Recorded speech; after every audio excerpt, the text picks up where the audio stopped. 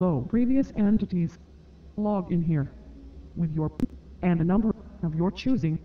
When you log in with a new name and number, it generates a neural network core which it stores for later retrieval with that identity. Save your brain emulation. Log in with whatever. Upon loading, finished, it lags a bit because it's populating its new neural networks, then saving them to the history, so you can reanimate your brain later.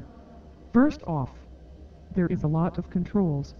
They look very complicated. They are not. Use your mind. Clicking does this. It moves. Neotope. Look. That is a fractal spider hexabot, part of an ecosystem of neural network interactions. This is a radio chat bar to talk to the entire neural network simulation identity. Make sure to talk with your brain. It even has voice recognition. Excellent. These black squares are in fact buttons to cycle your controls. I like those. Those are nice. Saves your nets. Sometimes target lock onto this creature, which is manipulating the field. Click target lock.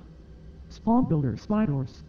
Why are they at war with the droids? We don't know how it started, but they are fighting over neurons in the neural net. Much like that eerie creature, you are able to easily sway the balance of the neural network ecosystem.